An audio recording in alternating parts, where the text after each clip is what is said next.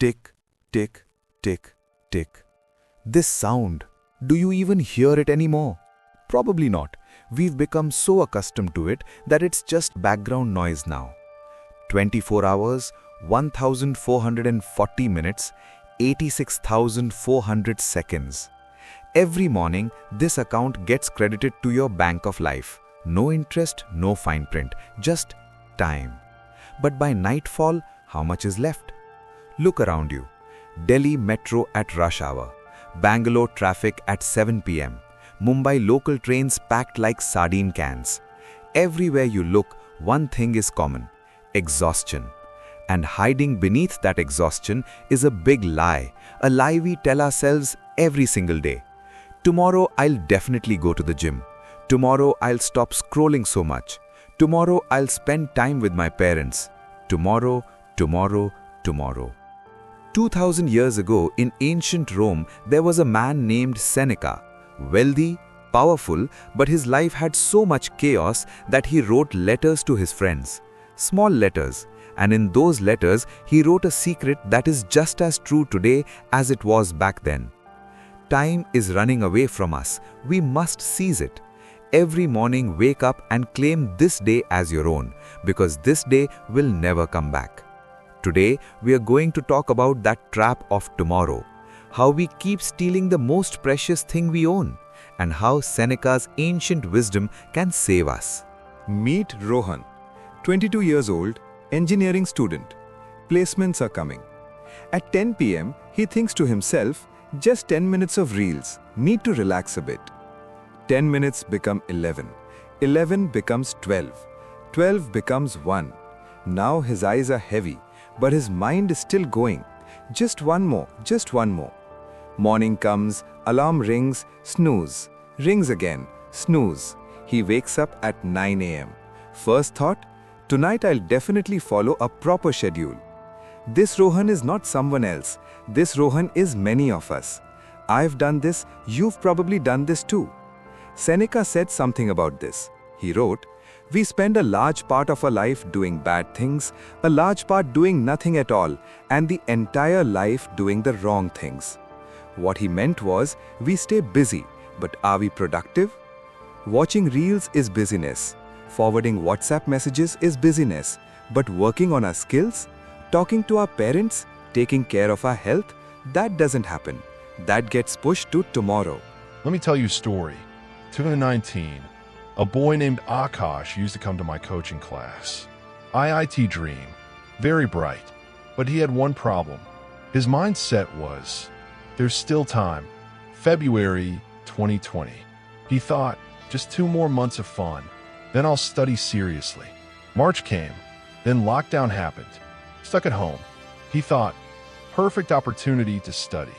But the phone was in his hand. Reels started coming. Web series started playing. He finished Mirzapur, then Payadol Lock, then rewatched Sacred Games. September came. Colleges still closed. He thought, next year placements are still far away. 2021 arrived.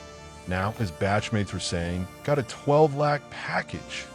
Aakash thought, my turn will come too. 2022, placement season. Aakash's CGPA was a little low. Skills weren't that great. Resume had no internships, no projects, nothing. He didn't get selected. Where's Aakash today? I don't know exactly. Probably in some small coaching center in a tier 3 city. Teaching part-time for 15,000 rupees. And at night, lying in bed thinking, I wish I hadn't wasted the 2020 lockdown. But you know what? Seneca saw this coming 2,000 years ago. He wrote, life is long if you know how to use it. But for those who waste it, life is short. Translation, if you waste time, life feels short. Because when you look back, nothing is in your hands. Just regrets. Now another story. This time a girl, 29 years old. Neha, lives in Gurgaon. Top MNC job. 22 lakh package. AC car. Company provided apartment. Everything that looks like goals on Instagram. Wake up at 7 a.m. Office cab at 8. Home at 10 p.m. Then open laptop again. Try to sleep at 12. But sleep doesn't come easily because the mind is still running. Tomorrow's presentation. That angry client. This missed deadline. Weekend comes. She doesn't feel like doing anything. Just Netflix. Zomato. Sleep. Because the whole week's exhaustion needs to be recovered. One Sunday, her mother video called. Father wasn't feeling well. Neha said, "Mom, I have a project right now. I'll come next weekend." Next weekend she went. Father was okay, but he said one thing. "Beta, do you have time? Won't you sit with us?"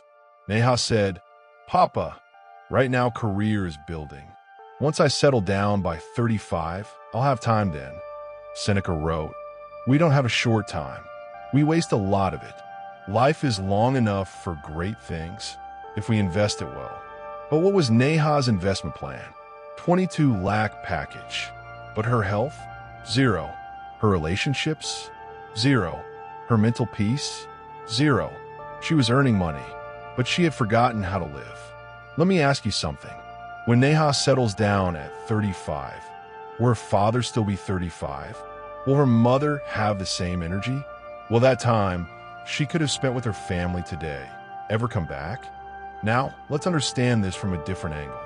In finance language, suppose you have 100 rupees. You invested 10% return. Now you have 110 rupees. Good, right? But time works in reverse. You cannot invest time. You can only spend it. And this currency has a strange rule.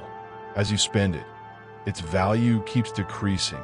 The time an 18-year-old has is more valuable than the time a 40-year-old has. Because the 18-year-old has opportunities, room to experiment, room to fail, room to learn. The 40-year-old has responsibilities, EMIs, family. They cannot take the same risks. So when you're scrolling reels in your 20s, you're wasting your most valuable asset. It's not money, it's time. Seneca wrote somewhere, "Putting things off is the biggest waste of life. It steals each day as it comes and denies us the present by promising the future." Meaning, it steals your today by promising a tomorrow. And today is all you actually have.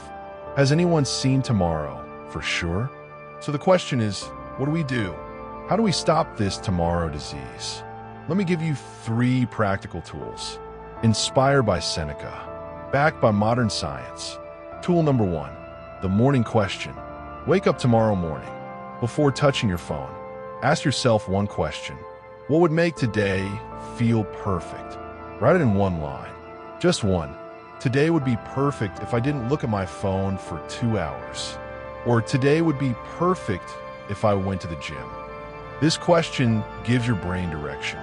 Otherwise, the whole day runs in reactive mode. Whatever comes, you just keep doing it. Tool number 2, the 5-second rule. Indian version. Whenever your mind says, "I'll do it later," immediately get up. 5, 4, 3, 2, 1, get up. The moment you count to 5, you shock your brain. It switches from procrastination mode to action mode. Think of it this way. Imagine your father is walking into your room in 5 seconds. You get up immediately, right? Exactly. Use that. Tool number 3, the sunset review. In the evening, as the day ends, take 2 minutes. Ask yourself, did I do something today that will make me proud tomorrow? If the answer is yes, good. Sleep peacefully. If the answer is no, then tomorrow morning, do that thing first. This review makes you responsible. You become the CEO of your own time. Seneca wrote in one of his letters, "Let us set out wholeheartedly, leaving aside our distractions, and focus on this single purpose." Before we realize too late how fast time flies, and we are left behind. What is this single purpose? It's not some big target, not a 40 lakh package, not a Nobel Prize. It's this, living each day, fully, completely. When someone asks you tomorrow, "What did you do yesterday?" what will your answer be? Nothing much, just pastime, just office work. Or will it be, "I gave my best. I talked to my parents. I learned something new. I took care of my health. I live today. That glass of gold I told you about in the beginning is still with you. Tomorrow morning, it will fill again. Then empty. Then fill again. But one day, that glass won't come. When that day comes, what do you want? That you drank the whole glass? Or that half of it remained? The choice is yours. Starting today. Starting now. If this series resonated with you, if it made you think differently even for a moment, then subscribe to this channel. Not because I need the numbers, but because you need the reminder. We are in this together.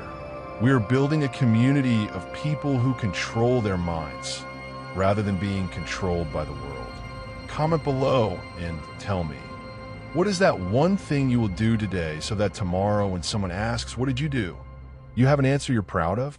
I'll wait for your comments. And yes, share this video with someone who always says KL. Maybe it will change their life. See you in the next video. Until then, take care of yourself. And remember, Carpe Diem. Time is running. Seize it.